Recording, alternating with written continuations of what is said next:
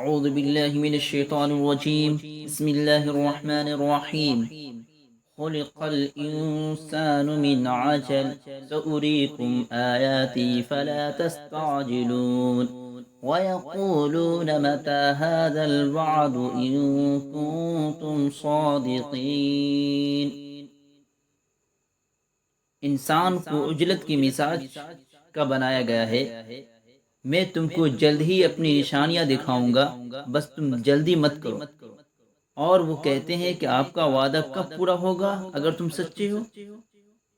یعنی کفار عجلت پسندی میں یہ کہتے ہیں کہ اے نبی صلی اللہ علیہ وسلم، آپ کا وعدہ کب پورا ہوگا؟ آپ جو ہم سے کہتے ہیں کہ اگر ہم آپ کی بات نہیں مانیں گے تو عذاب آئے گا، قیامت آئے گی، تو اگر آپ سچے ہیں تو یہ بتائیے کہ آپ کا یہ وعدہ کب پورا ہوگا؟ یا آپ صرف وعدہ ہی وعدہ کرتے رہتے ہیں، حقیقت کچھ نہیں ہے.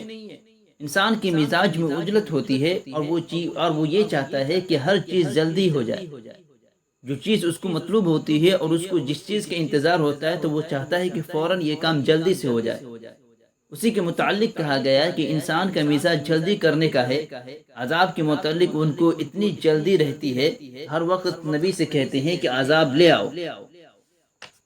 خدا تعالیٰ فرماتا ہے کہ ہم تم کو ضرور اپنی نشانیاں دکھا دیں گے، بس تم جلدی مت کرو. ایک مدت بعد تم خود اچھی طرح دیکھ لو گے اور بات کو سمجھ جاؤ گے. ابھی ہو سکتا ہے کہ عجلت میں تم کچھ بات نہ سمجھتے ہو، لہٰذا عجلت کی ضرورت نہیں بلکہ ہماری اہم بات پر غور کرو.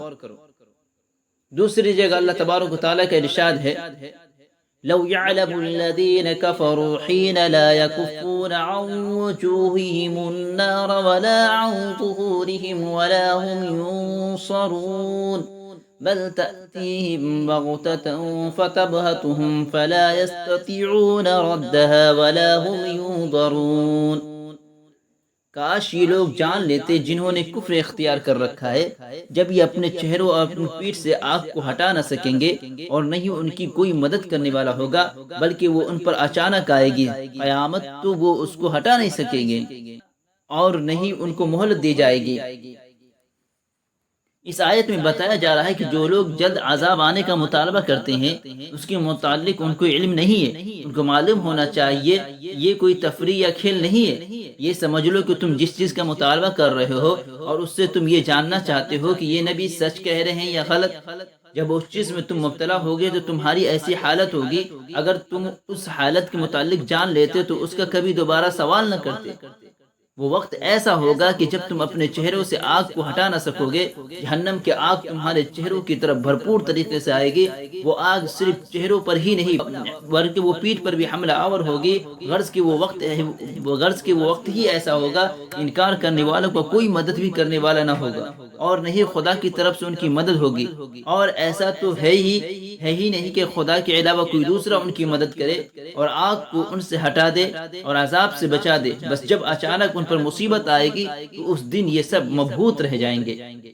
اللہ تعالیٰ نے قیامت یا مؤاخذہ کے دن کو مبہم رکھا ہے. وہ وقت اچانک آئے گا جس کا آدمی کو اندازہ بھی نہیں ہوگا.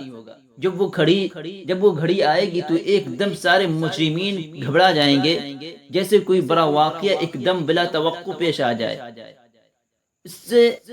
اس سے آدمی مبہوت بدحواس ہو جاتا ہے. اسی طرح قیامت بلا توقع اور بلا اندازہ اچانک آئے گی اور ان کو مبہوت کر دے گی. جس عذاب میں وہ گرفتار ہوں گے وہ اس دن کو ہٹانے سے استطاعت نہیں رکھیں گے. ان کے پاس سوائے برداشت کرنے اور بھگتنے کو کوئی حل نہ ہوگا اور نہیں ان کو مہلت دی جائے گی. یعنی ایسا نہیں ہوگا کہ گرفت کے وقت ایک دو دن ٹھہر جائے، بلکہ وہ اچانک آئے گی. ایسا کوئی نہ ہوگا جو آگ کی لپٹوں اور اس کے حملوں کو روک سکے، اور اس دن ایسا بھی نہ ہوگا کہ ظالمین کو مہلت دی جائے گی.